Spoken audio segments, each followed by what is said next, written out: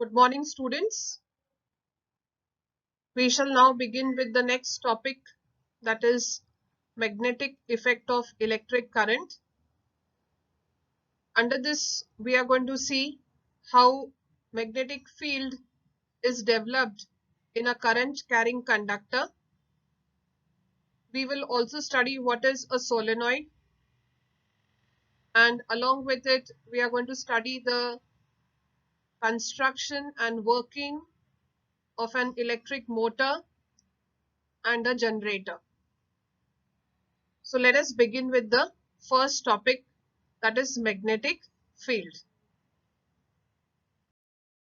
Magnetic field, you all must have definitely seen or even performed this experiment where you take a plain sheet of paper and place a bar magnet over it and then sprinkle some iron filings over the sheet of paper.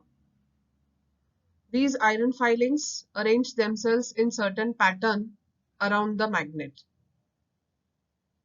We even observe that the highest concentration of the iron filings is near the two poles of the magnet. So the highest concentration of the iron filings is near the poles of the magnet. And as we go towards the center or away from the magnet, these iron filings become sparse or even few, or this kind of arrangement that we are seeing becomes very sparse or few. Now there is an area around a magnet where we find that the forces of attraction or repulsion exist. So this area around a magnet where the forces of attraction and repulsion exist is called as the magnetic field of the magnet. And the arrangement of these iron filings that we are seeing in particular lines they are called as the magnetic field lines or magnetic lines of force. So this kind of an arrangement of these iron filings that we find is called as the magnetic lines of force or magnetic field lines. Now these lines have got certain characteristics or properties.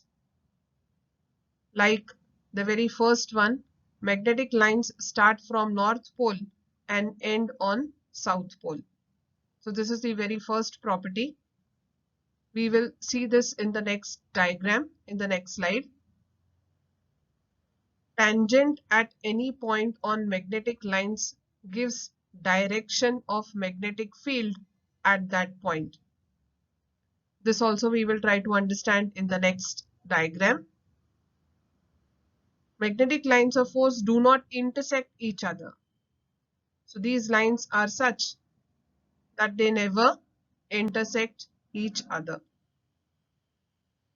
And the fourth point, magnetic lines of force are crowded near the poles. So we find that the highest concentration of the iron filings is near the poles, and that is because the magnetic field strength is maximum at the poles. Since the magnetic field of the magnet is strongest near the poles, the concentration of the iron filings is highest near the poles of the magnet.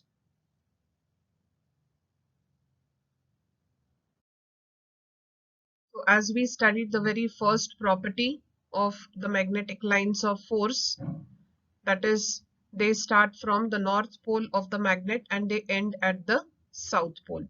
So from this diagram, it becomes very clear that all the magnetic lines, they start from the north pole and they end at the south pole.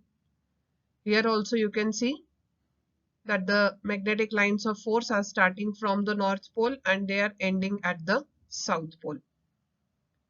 Now we can even plot these magnetic lines of force. We can actually make a magnetic line of force around a bar magnet.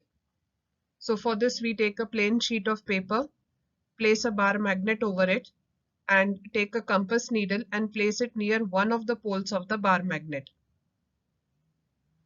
Now the compass needle will point in a particular direction such that the south pole of the compass needle is near the north pole of the bar magnet, because unlike poles attract each other and like poles repel each other. So south pole will be pointing near the north pole of the bar magnet. Now what you have to do is you have to make a point with a pencil where the north pole of the compass needle is pointing. So you can see the north pole is here, and so you will make a point with the pencil here. Then shift the compass needle to point B. Again it will get suspended. With the pencil, again mark where the north pole is. Go on doing this for all the points here. You have to mark wherever the north pole of the compass needle is pointing. By the time you reach the other end of the bar magnet, you get a semicircle, and then you join all the points that you have made, and what you get is a magnetic line of force or magnetic field line. Now, the second property that we studied was the tangent at any point on the magnetic line of force gives the direction of the magnetic field at that point. So now that you have drawn a magnetic line of force, take a magnetic needle and suspend it freely at any point on this line. Now this magnetic needle will act as a tangent and it will indicate the direction of the magnetic field. So we know the direction of the magnetic field, that is, it is always from the north pole of the magnet to the south pole. So what we have plotted just now is one such magnetic field, that is starting from north pole and ending at the south pole. So how do we define magnetic line of force? The path along which the unit north pole moves in a magnetic field is called as magnetic lines of force or magnetic field lines. So we had basic information about what is a magnet, magnetic field, and magnetic lines of force. We will now study what is an electromagnet.